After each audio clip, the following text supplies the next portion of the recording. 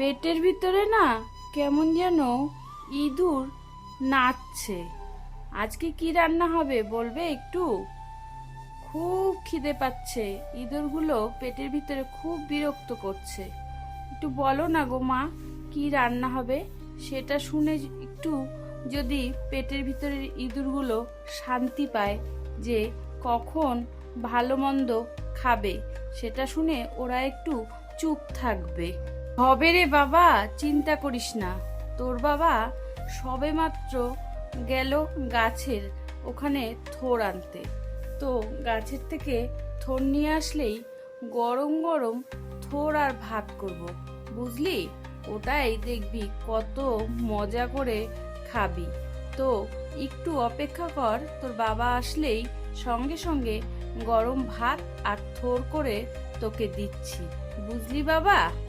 কিন্তু মা, আমাদের তো হাঁড়িতে দেখলাম এক মুঠো চালও নেই। বাবা কি চাল আনতে পারবে? তাহলে বেশ গরম গরম থোর আর ভাত খাওয়া যেত।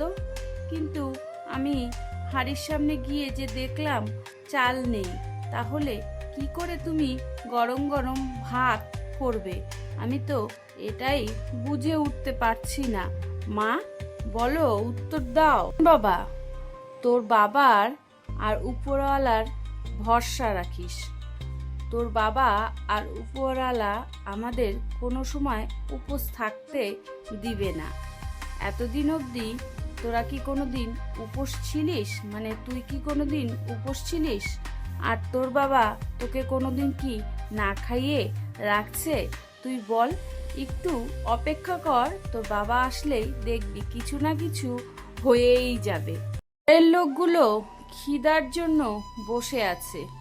বউ বাচ্চা খাবে বলে ছটপট করছে। বাচ্চা কখন থেকে খিদে পেয়েছে বলছে, পেটে ইঁদুর নাচছে।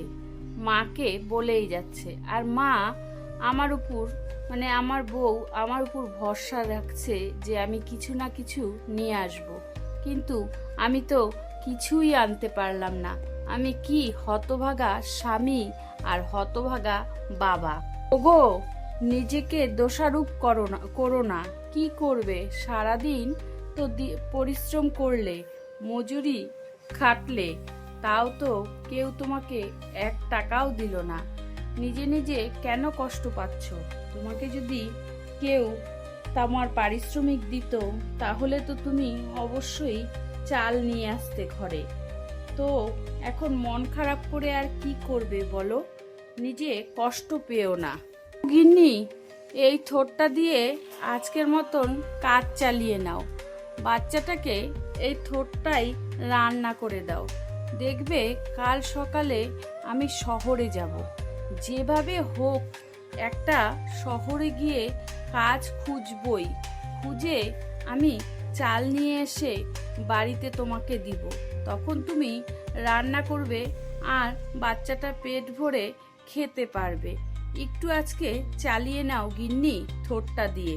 ও সত্যি কথা বলতে, আমাদের সোনাটা রোজ রোজ ফেনা ভাত খেয়েই ঘুমিয়ে পড়ে। প্রত্যেক দিন ঘুম থেকে উঠে আশা করে আজকে একটু ভালো মন্দ হবে। এই যে ও প্রত্যেক দিন ফেনা ভাত খেয়ে ঘুমিয়ে পড়ে, এটা দেখে না আমার কান্নায় বুকটা ফেটে যায় গো।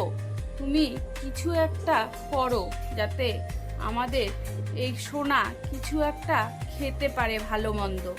মা, এই যে যেটা রান্না করেছো, মানে বাবা যে থোরটা এনেছে, এই থোরটা তো একদম মাংসের মতন লাগছে মা। কি স্বাদ হয়েছে খেতে। আমি এই থোরটা পুরোটা খেয়ে নিব মা। এত টেস্ট হয়েছে, মনে হয় যেন মাংসের থেকেও আর কি এটা বেশি টেস্ট হয়েছে।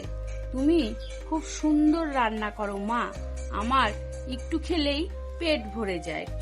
বাচ্চা খা, তোর যদি পেট ভরে তাহলে আমাদের মা আর বাবার দুজনেরই পেট ভরে যাবে।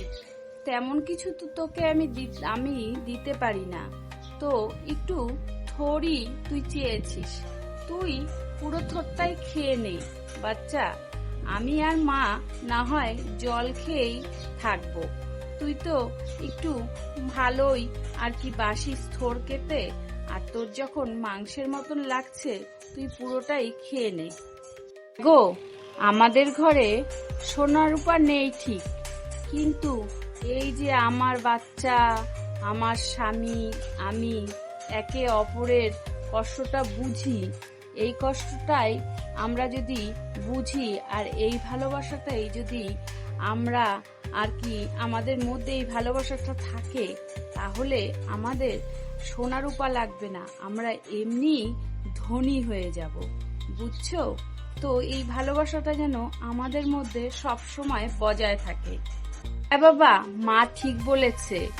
যদি আমাদের মধ্যে ভালোবাসা থাকে তাহলে আমরা এমনি ধনী হয়ে যাব।